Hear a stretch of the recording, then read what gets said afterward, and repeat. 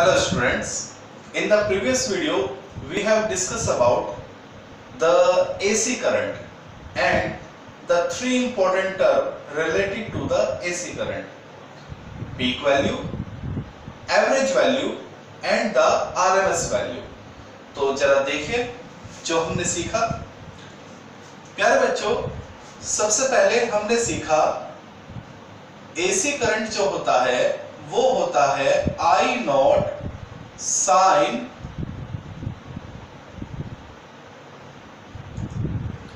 Omega T. This is the expression of AC current. Okay प्यारे बच्चों, तो अगर हम AC करंट को इस तरह से लिख सकते हैं प्यारे बच्चों, तो आप ये समझिए हम AC वोल्टेज को भी लिख सकते हैं V is equal to V not sine omega t. जो फॉर्मूला करंट का होगा वही फॉर्मूला प्यारे बच्चों वोल्टेज का होगा। जो एक्सप्रेशन AC करंट का वही एक्सप्रेशन AC वोल्टेज का। ये बात समझ में आ गई? चलिए आगे बढ़ते हैं।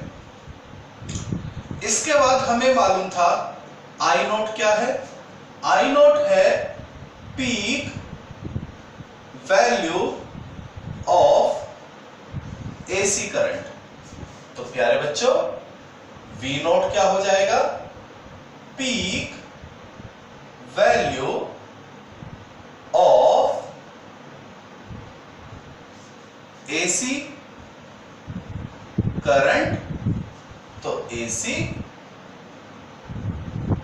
वोल्टेज।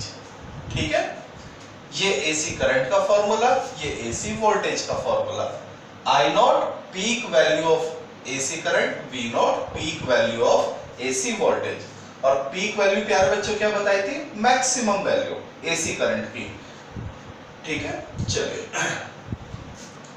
इसके बाद प्यारे बच्चों हमने सीखा था AC करंट की एवरेज वैल्यू। ठीक है, वो हमने सीखा था 2 I नॉट ओवर पाई। तो क्या आप मुझे बता सकते हैं अगर AC करंट की एवरेज वैल्यू ये है तो AC वोल्टेज की एवरेज वैल्यू क्या होगी?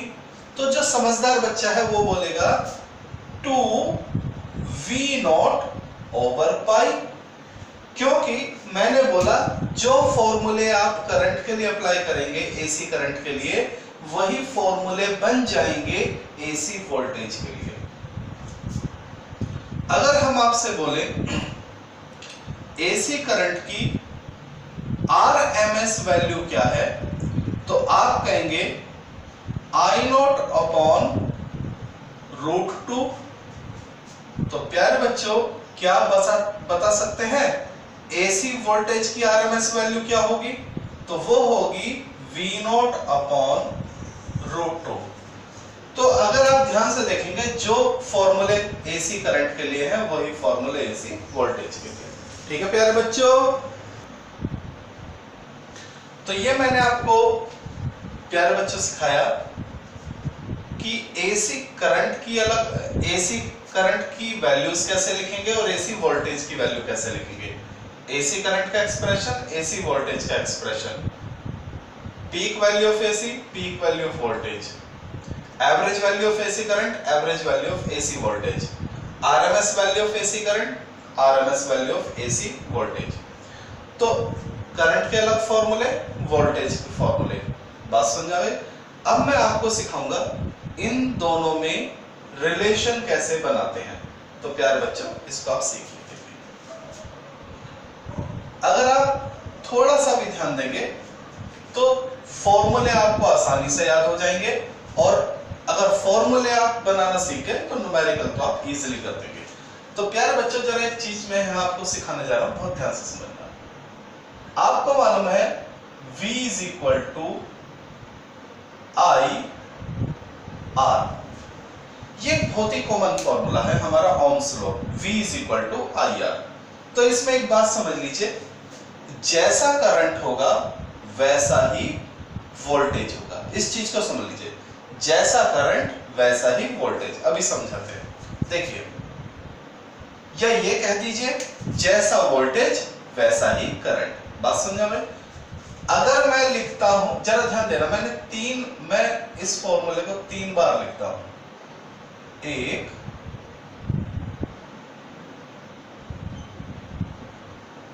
2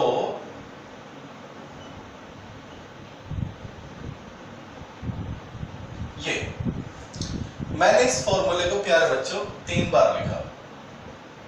क्या फायदा? अब जरा समझना, एक बहुत मजेदार बात। V = IR, V = IR, V = IR आपको बस ऑलरेडी आपने लिख तो दिया था। अब जरा समझिए प्यारे बच्चों, अगर वोल्टेज होगा पीक तो करंट भी क्या होगा? पीक। अगर वोल्टेज है एवरेज तो करंट भी क्या होगा? एवरेज। और अगर वोल्टेज है RMS तो करंट भी होगा RMS। देख लीजिए, बहुत इंपॉर्टेंट फॉर्मूले, ठीक है? तो ये 3 चीजें आपको याद रहनी चाहिए, करंट के फॉर्मूले, वोल्टेज के फॉर्मूले और करंट और वोल्टेज के में रिलेशन। पीक वोल्टेज का पीक करंट से रिलेशन, एवरेज वोल्टेज का एवरेज करंट से रिलेशन और आरएमएस वोल्टेज का आरएमएस करंट से रिलेशन। क्या ये बात समझ आ गई? अब थोड़ी सी एक बात याद रखेंगे, नोट कि जो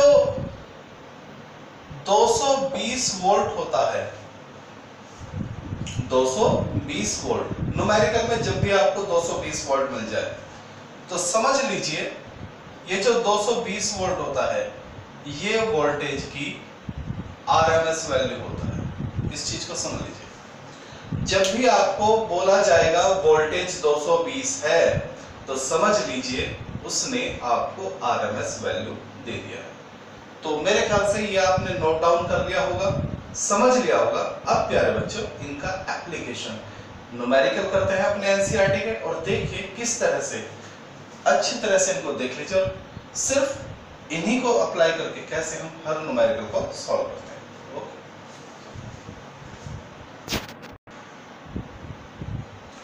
ओके डियर स्टूडेंट्स,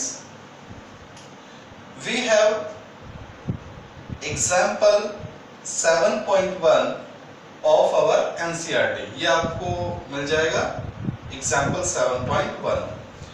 तो देखिए प्यारे बच्चों, व्हाट वी हैव, हमें क्या गिवन है? A light bulb is rated at 100 watt for 220 volt supply. हमारे पास एक बल्ब है और उस बल्ब का 100 वॉट पावर है और वोल्टेज कितनी है? 220 वोल्ट। 3 चीजें हमसे पूछी गई हैं। नंबर 1, बल्ब का रेजिस्टेंस R पूछा है बल्ब का, सोर्स का पीक वोल्टेज पूछा है यानी V0। पीक वोल्टेज क्या होता है? V0।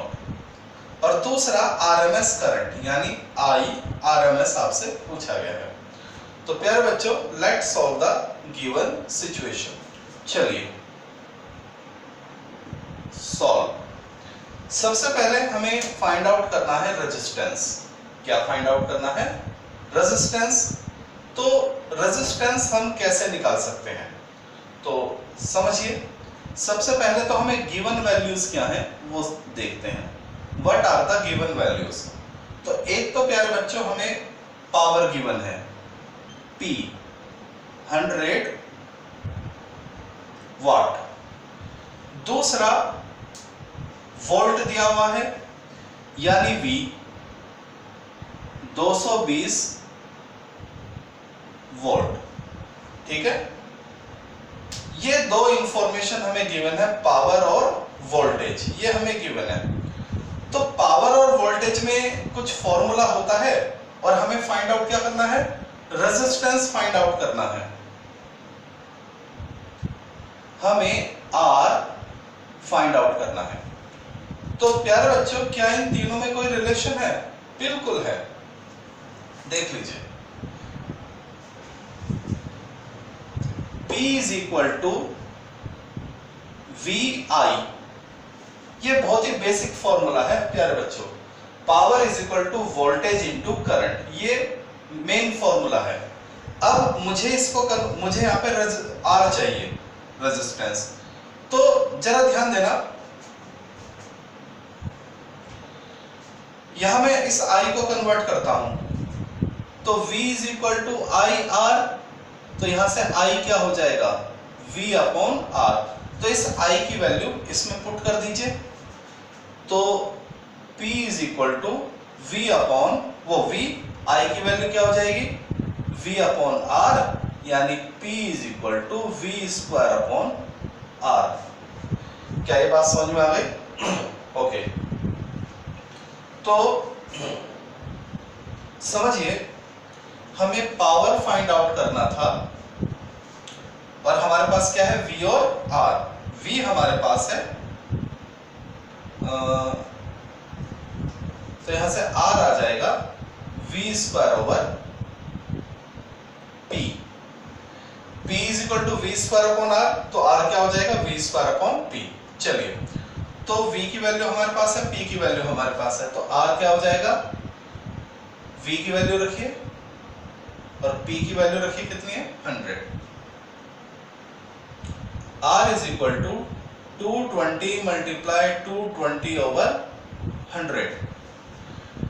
R is equal to 22 into 22, और R is equal to 484 ohm. तो ये हमारा फर्स्ट पार्ट हो चुका है, बहुत ही इजी था। पावर आपको गिवन है, वोल्टेज आपको गिवन है, और रेजिस्टेंस आपसे पूछा है। तो हमारे पास जो बेसिक फॉर्मूला है P is equal to V I, उसको हमने रेजिस्टेंस में कन्वर्ट कर दिया, और फिर P और V की वैल्यू रख के हमने R की वैल्यू फाइंड आउट कर ली। प्यारे बच्चों, आगे बढ़ते हैं। अब हम फाइंड आउट करेंगे पीक वोल्टेज को, ठीक है। पीक वोल्टेज कैसे फाइंड आउट किया जाएगा, ये हम देखते हैं, ठीक है। इन द सेकंड पार्ट हमसे पूछा गया है पीक वोल्टेज ऑफ सोर्स, तो कैसे फाइंड आउट करेंगे हम इसका बी पार्ट, प्यारे बच्चों। तो इसका बी पार्ट हम देखते हैं। पीक वोल्टेज हमें चाहिए, पीक वोल्टेज का मतलब वी नॉट। तो कहां है हमारा वी नॉट? एक वी नॉट के फॉर्मूले तो कई सारे हैं, देख लीजिए। एक वी नॉट का फॉर्मूला ये है, पीक करंट के टर्म में, हमारे काम का नहीं है। एक पीक वोल्टेज का फॉर्मूला है एवरेज वोल्टेज के टर्म में, हमारे काम का नहीं है। एक पीक वोल्टेज का फॉर्मूला है VRMS के टर्म में, ये हमारे काम का है। क्यों? क्योंकि मैंने आपको बताया था जो 220 वोल्ट होता है वो हमेशा क्या होता है, VRMS होता है प्यारे बच्चों। 220 वोल्ट हमेशा VRMS होता है, ठीक है। तो यहां देख लीजिए हमारे पास है, since VRMS is equal to V not upon √2, तो V नॉट क्या हो जाएगा प्यारे बच्चों, VRMS √2, ठीक है। तो हमें वोल्टेज कितनी दी हुई है, 220, और मैंने आपको बताया 220 वोल्ट क्या होती है, हमेशा वोल्टेज की RMS वैल्यू 220 होती है, ठीक है। चलिए, और एक बात मैं आपको थोड़ी सी और इंफॉर्मेशन दे देता हूं। हमारे जो घरों में सप्लाई आती है उसकी जो RMS वैल्यू है, वोल्टेज की RMS वैल्यू, वो 220 ही होती है। समझे बात आ गई? तो ये हमारे पास एक बल्ब है, तो ये बल्ब हमारे इसमें क्या लिखा है, 420 वोल्ट सप्लाई, सप्लाई यानी AC करंट।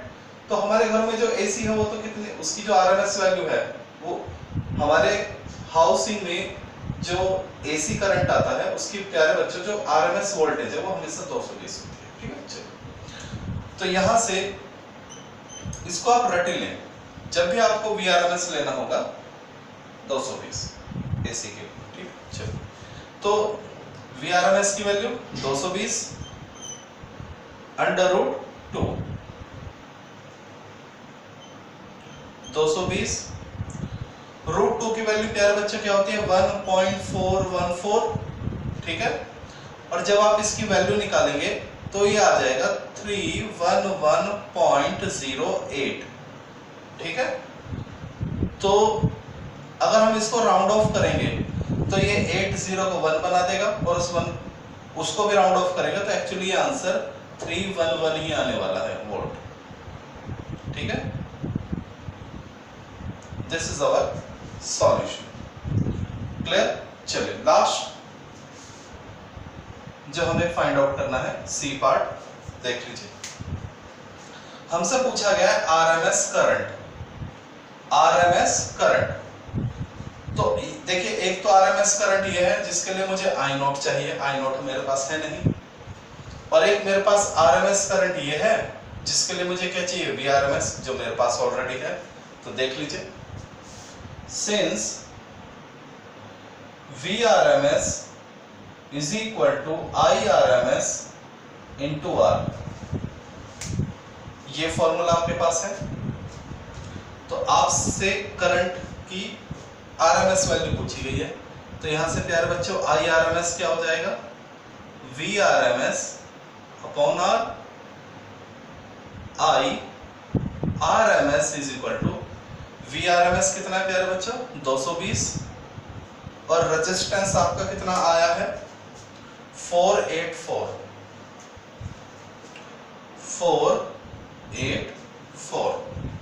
तो जब आप इसको सॉल्व करेंगे, ये तो खैर इजी है, ठीक है, इसको सॉल्व करना। तो सॉल्व करके आपकी वैल्यू 0.45 एम्पियर आएगा, देख लीजिए। तो यहां हमने एनसीईआरटी का अपना एक न्यूमेरिकल किया, लेकिन आपको यह समझाने की कोशिश करी है मैंने कि प्यारे बच्चों अगर आप इन फॉर्मूलों को याद करें जो मैंने आपको बिल्कुल एक सिस्टमेटिक तरीके से बताए हैं, तो आप कोई सा भी न्यूमेरिकल इजीली एसी करंट पर बेस्ड कर सकते हैं, जहां आपसे या तो पीक वैल्यू पूछी जाएगी या आरएमएस वैल्यू पूछी जाएगी या एवरेज वैल्यू, इन सब के बीच में इस रिलेशन को आप ध्यान से देख लें। ओके।